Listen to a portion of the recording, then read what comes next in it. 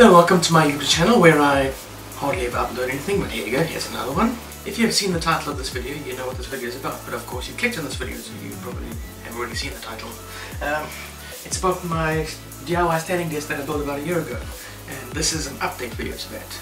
Tell you about what I like about it, what I don't like about it, what I want to improve if I had to build it again, and yeah, what has changed basically. So, those of you that have not seen the first video, I highly recommend you go and check it out. There should be an end card, a little information card thing popping up sometime soon. And those who have seen the first video might notice there's something a little bit different about the tabletop. That's because this is what I originally intended for the desk to have. A nice long tabletop, about 10 centimeters longer than my original desk, and has its own dedicated shelf so I can have my electronic shelving, my monitor and my computer out of the way. So if I'm doing any homework in front of my desk, on my desk here, I don't have to worry about space being taken up by my computer and monitor and stuff. So yeah, on top of my desk, Fujitsu 19-inch LCD monitor, 1600 by 900 pixels, works quite well. My main computer, it's a mid-2012 13-inch MacBook Pro, Core i5, 4GB of RAM, 250GB solid state drive. Does the job. To the right, I've got my little storage cabinet with tools, screwdrivers, insulation tape, fuses, wide range of things. Up here, I still have the original lamp, but instead it's now got a 250 volts downlight. A lot brighter than the previous LED strips that I stuck on the inside, and it's got a warm white colour to it. I prefer warm white to cool white.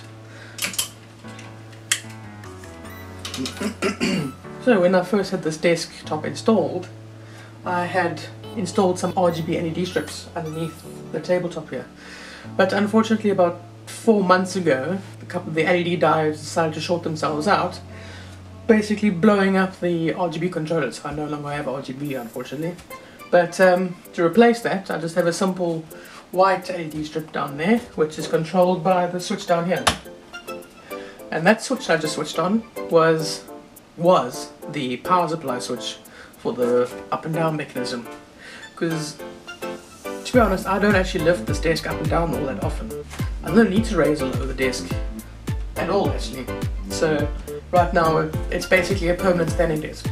Main reason why I'm not using the main reason why I'm not using the mechanism to raise or lower it is because it's just so inefficient. It's very noisy, it's very slow, and in a sense I think it actually wears out quite quickly, because after having raised and lowered the desk a number of times, I have found evidence of metal shavings lying around the metal posts, indicating that the bolts or the nuts have been wearing out. So one day I may be lifting the desk and then the bolt just strips out and the whole desk just falls down.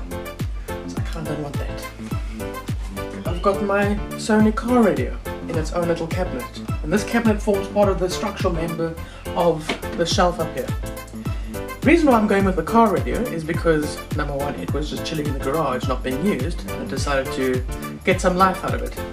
Another reason is because, being that my whole desk is powered by a 12-volt power supply, it makes sense to use it.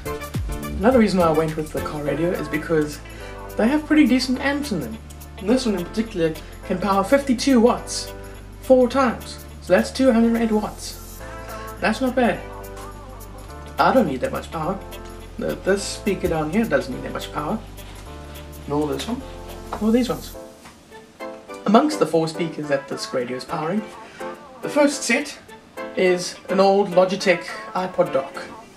It's broken, so I decided to just directly wire the speakers to the output of the radio. That's the front output. I can switch between the front speakers and the rear speakers. The rear speakers are 2 dual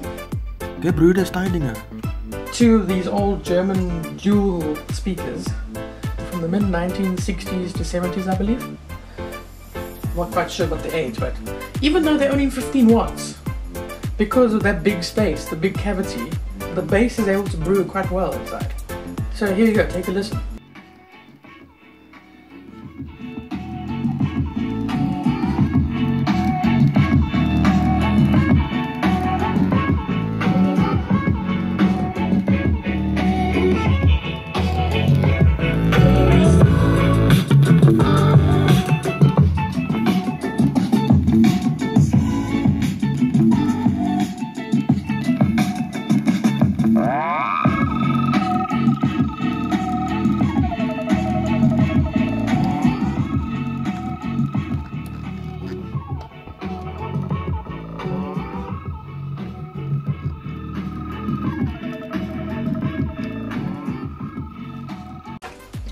Over here I've got a USB 2.0 USB hub, so I can have my mouse and keyboard plugged into it. Because I've got a MacBook, and you know MacBooks don't have all that many ports, even though this one has a lot of ports, it only has 2 USB ports. So having a mouse and keyboard plugged into it, you basically use up all your USB ports. So, I've got my mouse and my keyboard plugged into one port, and I have an SD card reader or whatever else I want to plug into it. I also do a fair bit of gaming. Not on this though, on that. Well, there's nothing special about this computer. It's got a 4th gen Intel Core i3 4160, 4GB of RAM, AMD Radeon R7 260X graphics card, and a 1TB Western Digital Blue hard drive. I'm mostly a vehicle simulator type of guy, so I mainly play vehicle simulation games like BeamNG Drive, American Truck Simulator, European Truck Simulator, City Car Driving, those sort of games.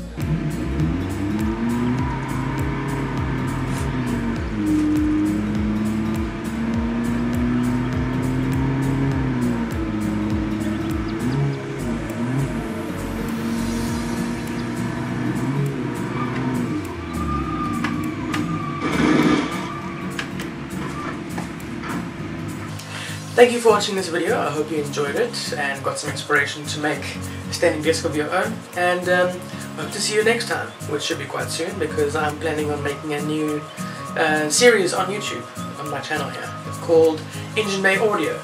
A lot of car enthusiasts love the sound of the exhaust. I'm amongst those.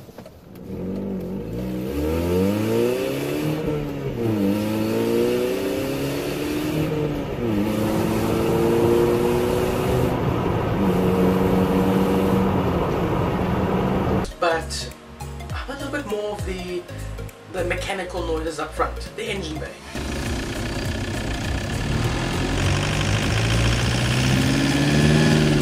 The noises that happen in there when the engine's running and going at full throttle and whatnot. So look out for that. See you next time. Bye bye for now.